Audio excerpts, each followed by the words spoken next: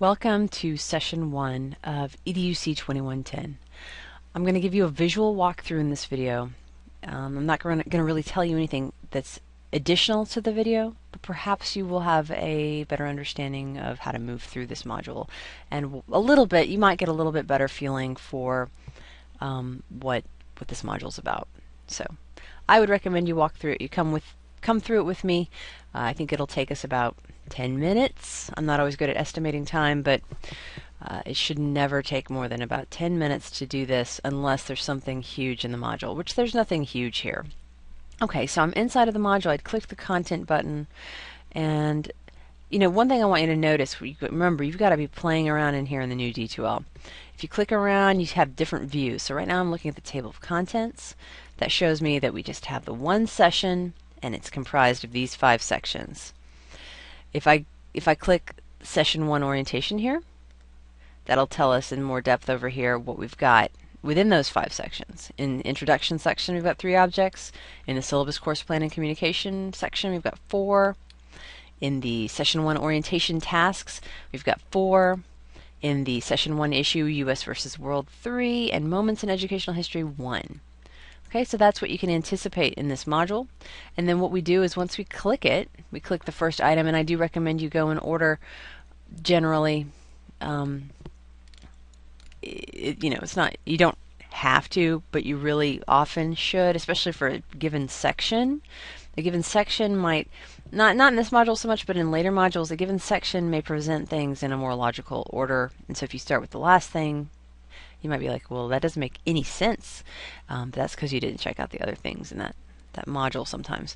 In that section of the module, should I say. All right, so we're going to click on this, and it's going to take us into the module. Clicking any of these, by the way, would take us into that module, and then we can use breadcrumbs within that module to figure out where we are. So I love the breadcrumbs feature. You see this up here. We know that we were at the table of contents. We've gone into the Session 1 orientation in the Introduction section, and we are on this page called Welcome from Your Instructor and Help Vids. And we can always slide this over to the left for a little bit of context. Again, we're in the Introduction section, and here are the other sections coming up. So it's kind of cool. Okay, so do make sure that you've watched those welcome videos. There's about an hour's worth of videos on the homepage of the course in the news feed, Welcome from Your Instructor and Help Vids. If you were not able to make this video show up, and your video looks slightly different from this one. It's got a green decoration instead of blue, but it should appear like this. If it doesn't appear, then you can make it appear if you watch that mixed content, or you actually read the mixed content tutorial. It's really short. It depends on your web browser. Read it. Make your stuff appear in this class. You have to do that every time you're in CourseDen. You have to tell your browser, you have to look up here or over here usually, or down here if it's in Internet Explorer. Please don't use Internet Explorer. But you have to look around and quickly open up, let it take the content. You see this little lock in the bar across the HTTPS? That means that mine is good to go, because I have already told my browser, stop blocking my stuff. You have to do it every time you come in to CourseDen. All right. I know I've said that, but it's very important at the beginning of the year that I be super redundant on that point, because some of you may miss it otherwise. All right, and then this link has, of course, 4 videos that you need to watch, and a 5th resource that you really need to have at your side for the remainder of the semester, which is UWG Online's tutorials on how you use the various pieces of CourseDen. This message is very important. That's why it's the first thing in this module. All right, so we're going to thumb through it. Let's go check some stuff out. The second page, this is usually the first page of any session module that you come into. It's where this video you're watching is located. I'm going to go ahead and move on. And then we've got the checklist coming up. This is a cool new feature that we get with CourseDen that we've had for the past year. And the way it works is you can, so these are all the same sections of this module. We've already told you about the Introduction section with its 3 items, the Syllabus section with its 4 items. And so this tells you in more detail what you do with those items. It's not enough just to throw content at you. You need a little bit of what I call the goo, the context of what are you supposed to do with this, and a little bit of the why sometimes. I try not to put all of the why in the checklist. I try to keep it as brief as I can. But these emboldened names, they match the names of these objects within the module. So for example, we're on the session checklist. Let's just double check. Yes, session 1 checklist. And you can also check up here. This is the title of this object. Ideally, I would have written session 1 checklist here. That's a little mismatched, but I try to be pretty exact about matching up the names of those things.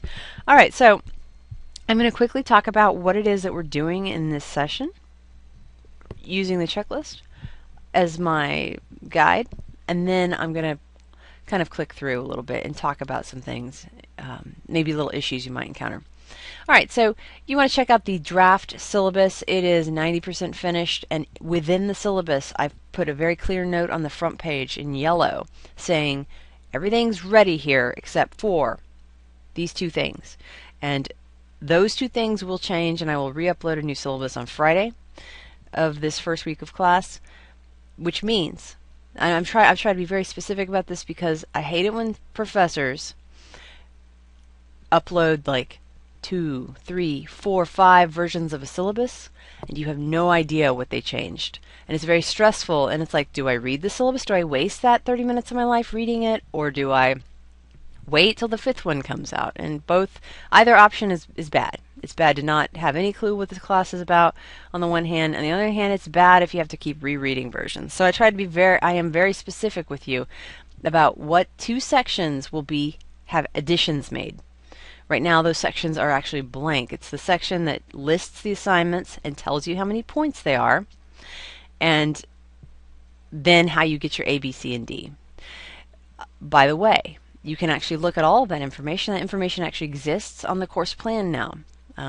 If you check that out, this document, it'll tell you what are all the assignments in this class and how many points are they worth. And there's a link to that course plan within the syllabus too. So in a way, the syllabus is almost complete. It's almost there, but it needs to have that information listed there. It's a requirement that I put that in there.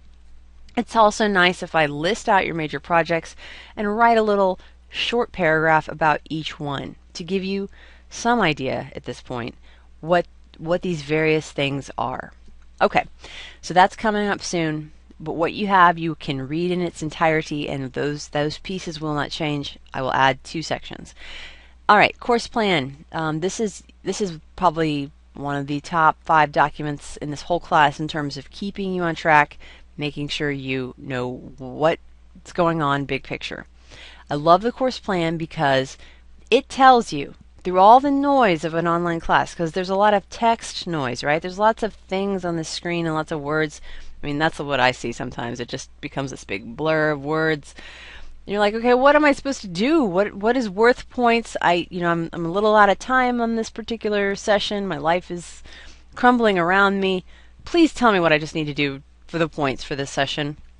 And so that's what the course plan tells you. It tells you that it helps you focus. And I know I'm kind of drifting here because you've already watched the video about the course plan that is provided in the course news feed, but it can't be said enough, All right, so the course plan tells you what are those items you need to do for points for your grade. Everything else is fabulous in this course. It's for enrichment, it's for context, it's for building up things, it's for supporting your learning. But that course plan does boil it down to what are the things for grades, when are they due. Fill out the student contact form to be in better touch with me. And the problem is, here's the problem. Oftentimes the students who most need my help don't fill this form out. Please, everybody, fill this form out, please. Because during the semester, I will go to that form at least 10 times, and I will call somebody in a situation where you need me to call you. You need me to call you and clarify something quickly.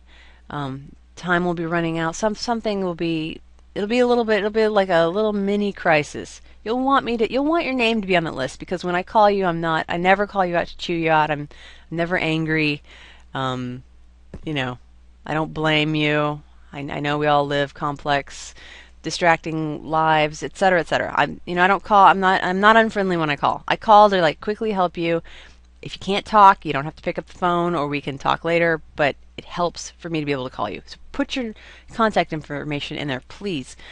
Also, when you call me, I know who you are, and I'm like I write right here. I'm much more likely to respond if I know who you are when you're making that call.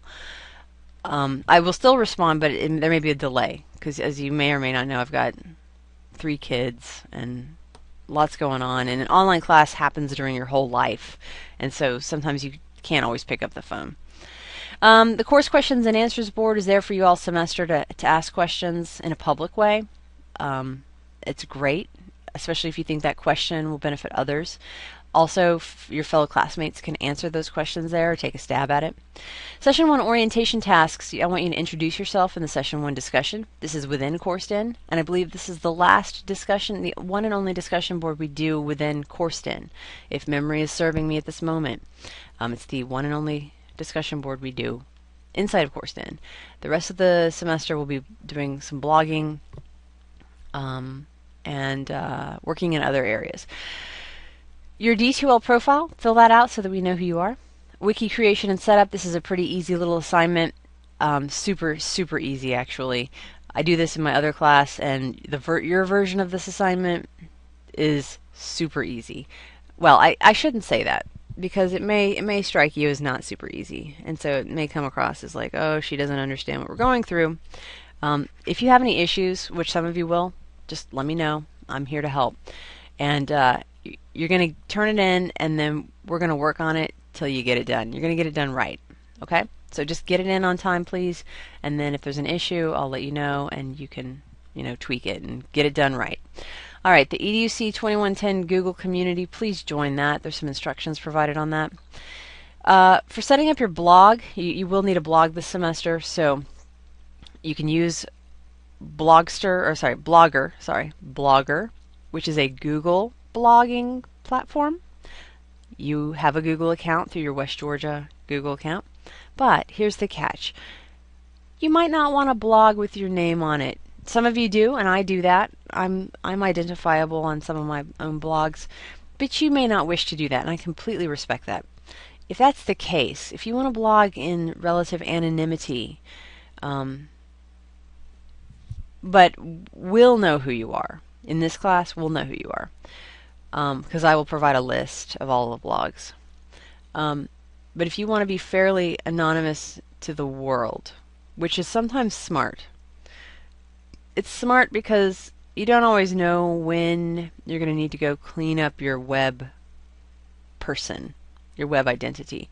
And very rarely, but occasionally, students do say, oh my God, how do I get back to my wiki and pull it down because I'm applying for a job now? So rather than just say right now, I don't care if anybody reads my blog, you might just say, I'm going to be cautious, and you need to weigh that issue. And I'm taking too long to explain this. So you can either set up your blog with a new identity, a new username, a new email address, or whatever, or you can use your UWG login. And actually, I think that you can use your UWG, and you can actually create a screen name that's totally not related to you, and nobody will be able to see your email address. So you can mess with the settings in there. You get to pick what kind of blog you set up, whether it's a Blogger blog from Google, or it's an EduBlog, or it's a WordPress blog. You get to pick. Maybe you already have one. Maybe you already have a blogging service you like to use sometimes. But you need something like that.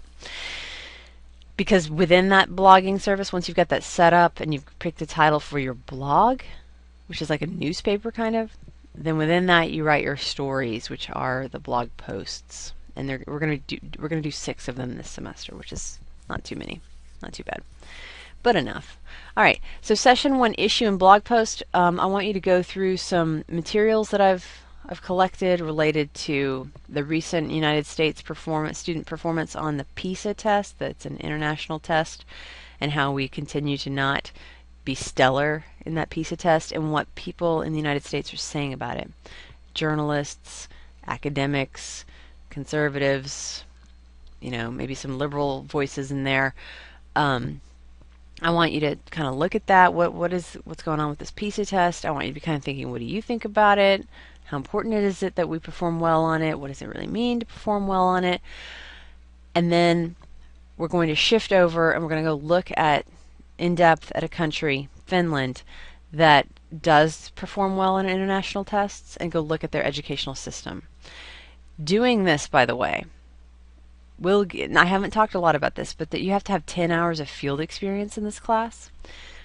Doing this assignment not only gets you your assignment points and you learn about an interesting issue, but it also gets you 2 hours of field experience. Okay? And there's actually later in the semester, there's several other opportunities where you get 2 more hours. So you get 6 total from the assignments that I give you. And then you're responsible for 10 total this semester, so you only need to go do 4 on your own. I'm going to talk more about that in Module 2, or Session 2. Because I provide experiences that give you 6 hours, and you only have to do 4, it's not as urgent that we get it rolling in this very first session. So let's just get going with the session. Then in Session 2, which comes very soon in January, you'll learn more about the field experience. You'll have the freedom to pick the remaining 4 hours, and we'll have that taken care of. All right, so Session 1 issue and blog post, that's that. And then Session 1 takeaways. This is something I like to add to the class where possible. You know, it's important that you become reflective practitioners, and you're going to hear a lot about that when you enter your education program. It is thought that we should reflect about what we're doing, and honestly, all that really means, and well, this is one person's opinion, because everybody can argue about what this means, but to me it means that you pause and you think about what you're learning, where you're at, and where you want to go from there.